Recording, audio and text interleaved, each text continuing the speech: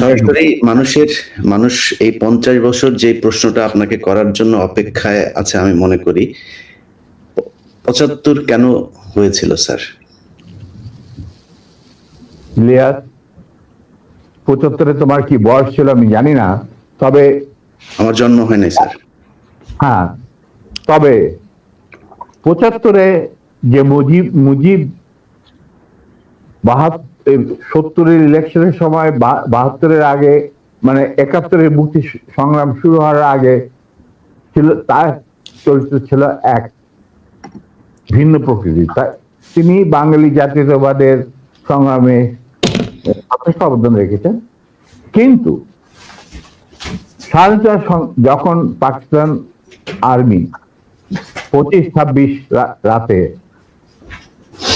মানে বাঙালিদের উপর, নিরীহ বাঙালিদের উপর শেখ সন্ত্রাসবাদ, অ্যাট্রোসিটি বলো, জেনোসাইড বলো, চালালো, এবং যাতে লক্ষ লক্ষ হাজার হাজার শিশু, নারী, পুরুষ প্রাণ হারালো, ছাত্র জনতা কোনো কারণ ছাড়া। তারপর তখন সেই অবস্থায় আমাদের দেশের তথাকথিত বড় বড় জাতীয় নেতারা বিভিন্ন দলে, তাদেরকে কিন্তু কাউকে খুঁজে পাওয়া গেল না। তারা তখন তাদের নিজেদের জীবন বাঁচিয়ে যার যার মতো জায়গায় চলে গেলেন। মুজিব স্বয়ং পাকিস্তান আর্মির কাছে ধরা দিলেন এবং তাদের সাথে একটা বন্দোবস্ত করে তার পরিবারের ভরণ পোষণের দায়িত্ব আর্মির হাতে তুলে দিয়ে তিনি পাকিস্তানে পাড়ি জমান। ডাক্তার কামাল হোসেনকে সামনে, যিনি ছিল major via media between Mujib and the army junta. তখন সেই দিশাহারা মানুষ বুঝতে পারছিল না বাংলাদেশে যে তারা কি করবে, তারা কোথায় যাবে, কিভাবে নিজের প্রাণ বাঁচাবে। সেই সময় চিটাগাঙ্গে থেকে ভেসে আসলো মেজর জিয়া স্বাধীনতার ডাক। আমি তখন পাকিস্তানে চাকরিরত অবস্থা। সেই ডাকে দেশের লোক একটা আলোর রশ্মি দেখলো যে হ্যাঁ, আমাদেরকে এইভাবে মরণের হাত থেকে বাঁচার জন্য আমাদেরকে যুদ্ধ করতে হবে। Simple is that. আর সমস্ত দেশে সর্বপরিসরে লোক বিদ্রোহ, সেই মুক্তিযুদ্ধ সংগ্রামে ডাকে সাড়া দিয়ে মুক্তিযুদ্ধ গড়ে তুলবে। আমরাও এখানে বসে থাকুন না, যারা পেরেছি, যাদের সাহস ছিল, যাদের দেশপ্রেম ছিল, যারা পাকিস্তানের আর্মি জান্তাদের নির্যাতন, নিষ্পেষণ, বৈষম্যমূলক আচরণের বিরুদ্ধে জানা ছিল, তারাও সেই সংগ্রামে যোগ দেন। অনেকেই পালিয়ে এসে জীবনের ঝুঁকি নিয়ে। আমি ছিলাম তাদের মধ্যে সর্বপ্রথম গ্রুপ লিডার, যে আরো দুজন আমার সাথীকে নিয়ে আমি এসে যুদ্ধে যোগ দেই। কোন বিবেকবান বাঙালি তখন যারা পাকিস্তানে চাকরি করতেন, তাদের পক্ষে নিশ্চুপ বসে থাকা সম্ভব ছিল না। তবে এটাও ঠিক, অনেকেই ঠিক বুঝতে পারছিল না যে কি হচ্ছেটা কি। কোনো খবর নাই, চিঠিপত্রের আদান প্রদান নাই, কোন রকম সংযোগ নাই। বিদেশি মিডিয়া, ভয়েস অফ আমেরিকা, তারপরে BBC, radio Australia, radio India, এই সমস্ত ওখান থেকে যা কিছু জানা যাচ্ছিল ওটা সম্পূর্ণভাবে বিশ্বাসযোগ্য ছিল না। তারা তাদের মতো করে বলতে থাকে এবং আমরা শুনতে থাকি। তাই অনেকেই ঝুঁকি নিতে রাজি ছিলেন না। আর একটা সমস্যা ছিল, অনেকেই পরিবার সহকারে থাকতেন পশ্চিম পাকিস্তান। এখন বউ বাচ্চা নিয়ে তো আর পালিয়ে যাওয়া সম্ভব না সবার পক্ষে। কিন্তু আমি ছিলাম তখন ব্যাচেলার। আমার সাথে যে দুজন সাহসী সহযোদ্ধা চলে আসে আমার ডাকে, তারা ছিলেন কর্নেল নূর চৌধুরী, তখন লেফটেন্যান্ট নূর চৌধুরী আর লেফটেন্যান্ট মতিউর রহমান, পরে দুজনই কর্নেল এবং রাষ্ট্রপতি, একজন মানে নূর রাষ্ট্রপতি। আমরা চলে আসি, এসে মুক্তিযুদ্ধে জয়েন করি। তো আমরা তিনজনই ছিলাম স্পেশালাইজড অফিসার। স্পেশালাইজড অফিসারের মধ্যে বোঝা যায় যে যাদের কমান্ডো ট্রেনিং থাকে, স্পেশালাইজড ওয়ারফেয়ারের উপরে জ্ঞান থাকে, এবং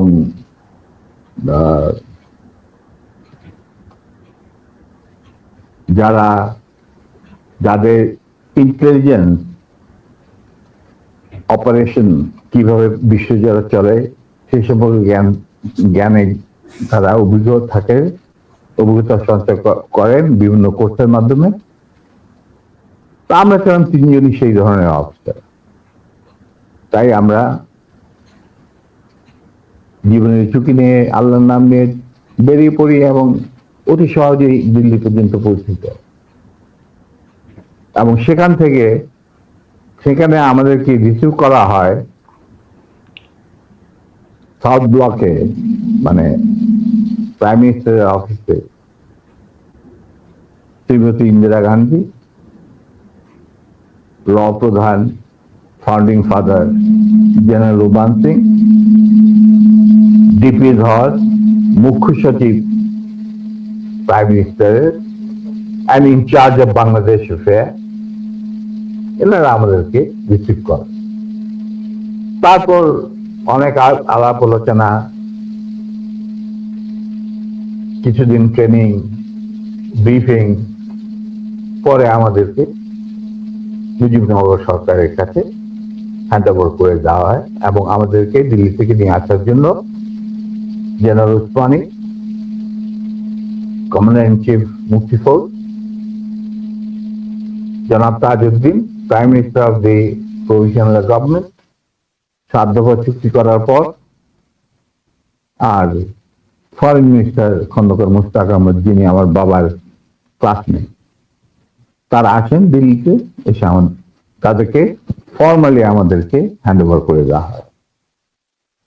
তারপরে আমাদের তিনজনের মধ্যে দুজনকে, আমাকে এবং মতিকে, অ্যাপয়েন্ট করা হয় as guerrilla adviser to the sector commander. মানে 11টা সেক্টরের মুক্তিযোদ্ধাদের রিক্রুট করা, তাদের ট্রেন করা, তাদেরকে ইন্ডাক্ট করা, অপারেশন করানো, সব দায়িত্ব পড়ে আমাদের দুজনের উপর। আমরা এই 11টা সেক্টরকে ভাগ করে নিই। আর Noor being the junior most, Osmani saheb উনাকে তার চিফ পার্সোনাল স্টাফ অফিসার হিসেবে মুজিবনগর সরকারের যে হেডকোয়ার্টার ছিল মুক্তিবাহিনী, সেখানে তার সাথে রাখেন। এবং শেষ পর্যায়ে কিছুদিনের জন্য নূর অনেকটা দৃঢ়তার সাথেই উসমানীর সাথে আলাপ করে সাত বেঙ্গলে চলে যায় এবং মুক্তিযুদ্ধে সক্রিয়ভাবে অংশগ্রহণ করে। সেও আঘাতপ্রাপ্ত, মানে সেও যুদ্ধে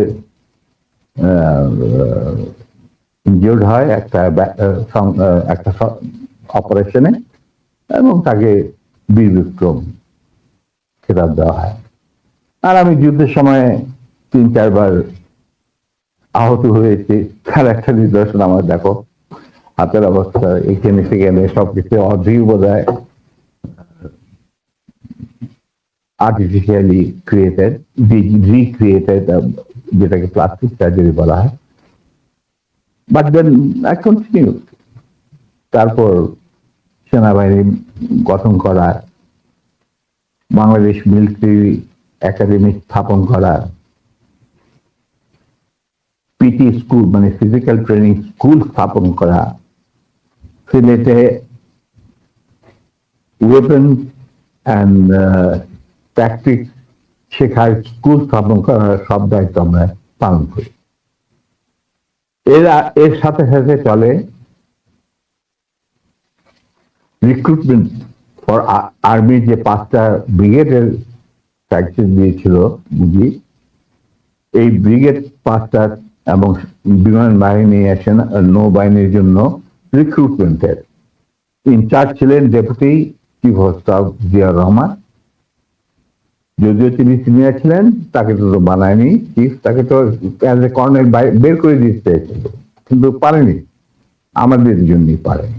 আচ্ছা, যাই হোক, ওনার স্টাফ অফিসার হিসেবে দায়িত্ব পড়ে আমার উপর।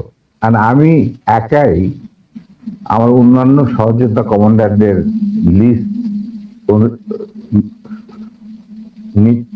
ওরা পাঠিয়ে যেত।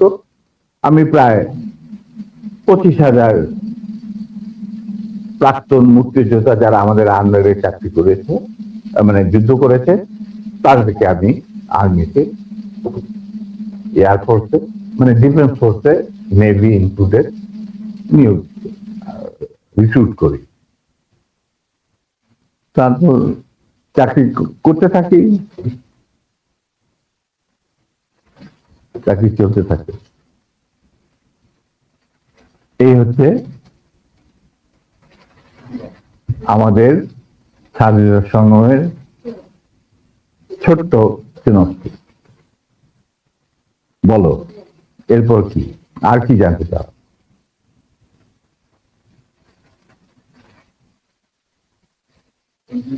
দুঃখিত না, এরপরের যেই আমার মূল প্রশ্নটা ছিল যে কোন পরিস্থিতিতে 75-এর 15ই আগস্ট হলো?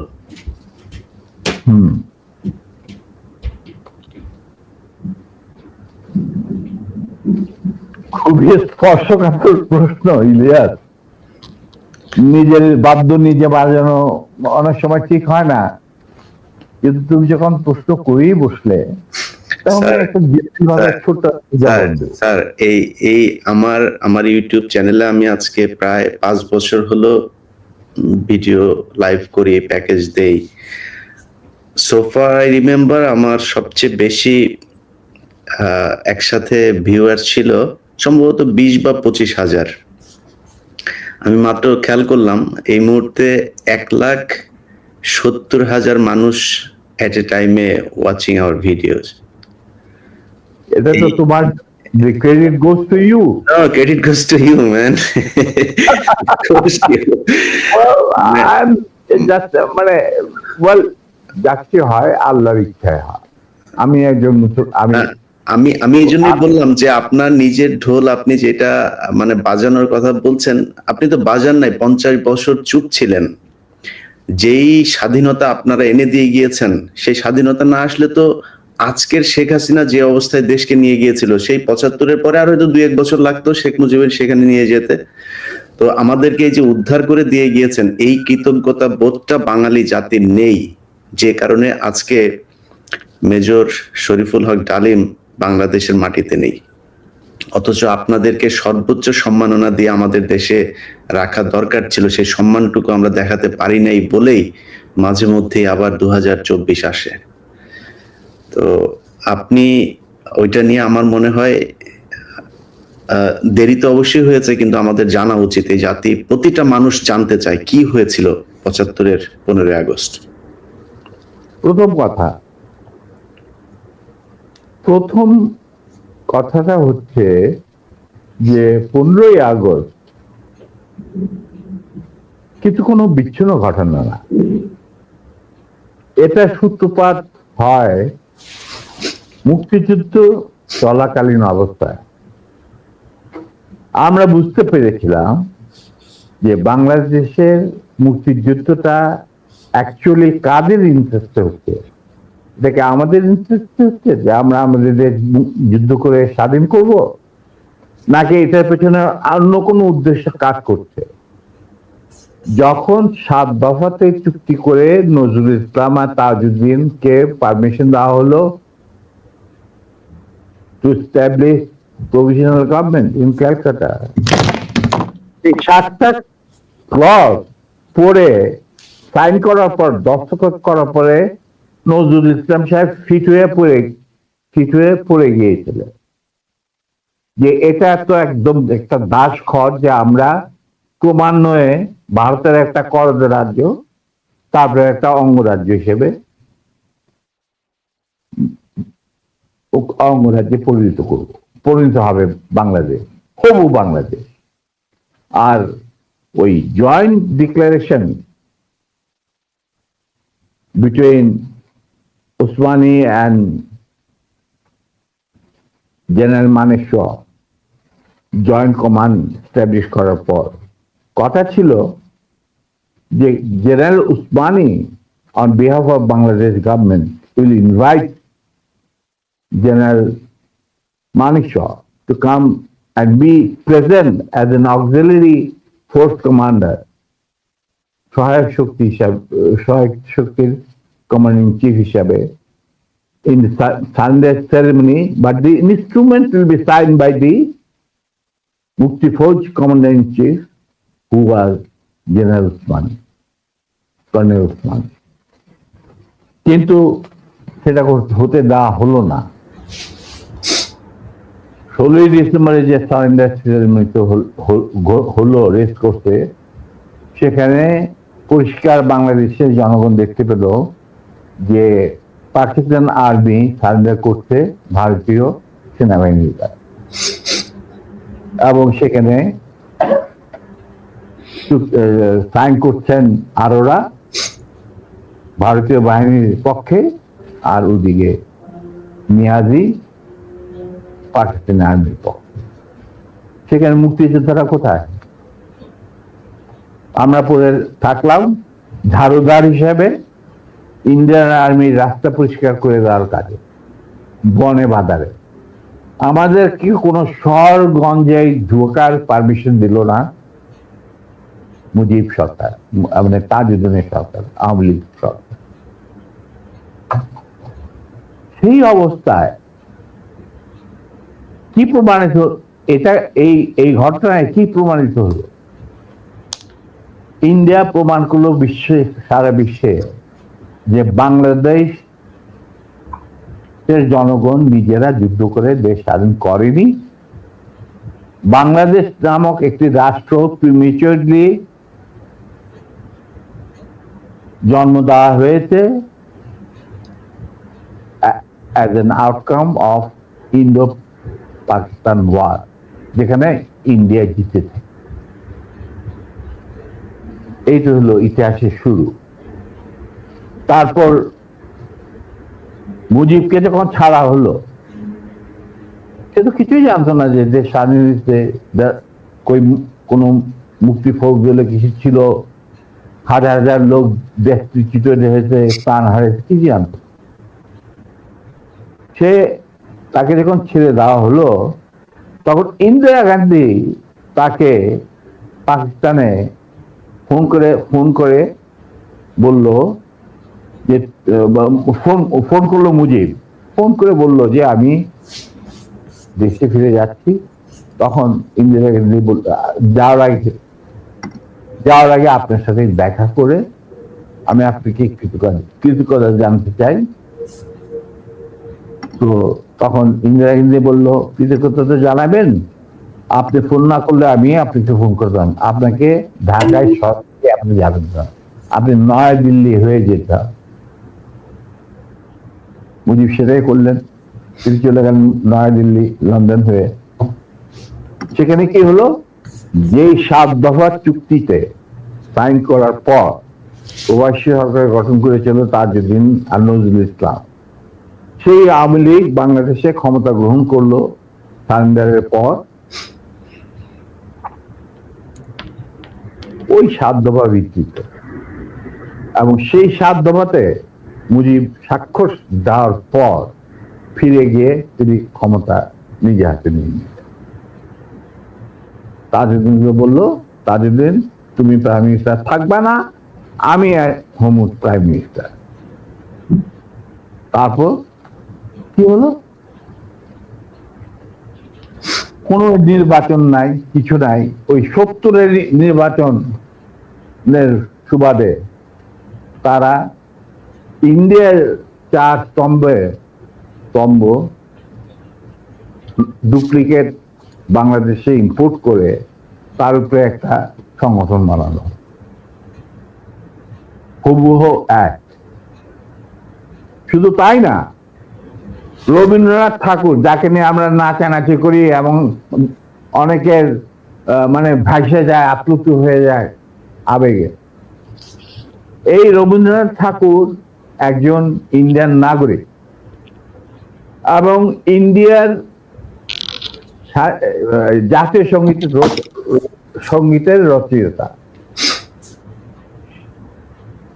আমাদের দেশে তার চেয়েও প্রতিভাবান কবি কাজী নজরুল থাকা সত্ত্বেও আমরা সেই ভারতীয় নাগরিকের একটা গানকে আমাদের জাতির উপরে চাপিয়ে দেওয়া হলো জাতীয় সঙ্গীত।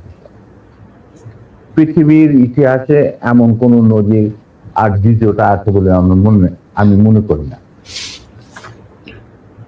কেন কোন বাংলাদেশে যদি নজরুল ইসলামকে আমরা জাতীয় কবি আখ্যা দিয়ে থাকি, তাহলে নজরুল ইসলামের গান কেন হলো না? বা অন্য কারো গান হতে পারতো জাতীয় সঙ্গীত। ভালো ভালো কবি সাহিত্যিক ছিলেন আমাদের দেশে, কিন্তু পৃথিবীর ইতিহাসে কোথাও নাই যে বিদেশি এক নাগরিকে যে নাকি তার দেশের জাতীয় সঙ্গীত রচনা করেছে এবং আমাদের শুদ্ধ স্বাধীন বাংলাদেশে এসেও আমাদের জাতীয় সঙ্গীত রচনা করতে হবে। কি ধরনের কথা? That means you have nothing in your hand. তারপর মুজিবকে দিয়ে রক্ষী বাহিনী সৃষ্টি করলো ইন্ডিয়া। তারা বাংলাদেশের সামরিক বাহিনীকে দুর্বল করে একটা নামে মাত্র সামরিক বাহিনী, হাতে লণ্ঠন, করে ঠনঠন, এই ধরনের একটা সেনাবাহিনী রাখবে। আর কারণ একটা সেনাবাহিনী তো রাখতেই হবে, কারণ যে কোনো জাতির মেরুদণ্ড হচ্ছে সেনাবাহিনী। ওই হাতে লণ্ঠন, করে ঠনঠন, আর আসলে তার চেয়ে অনেক শক্তিশালী একটা বাহিনী গঠন করলো ইন্ডিয়া। স্যার, ওই যে 7 দফাটা, আমরা তো ইতিহাস পড়ে, আমরা তো আসলে সাক্ষী না, আমরা পড়ে মানুষকে জানানোর চেষ্টা করেছি। আপনার স্মরণ আছে 7 দফাটার কথা? কি কি ছিল ওই দফায়? যদি কয়েকটা গুরুত্বপূর্ণ জায়গা যদি মনে রাখেন।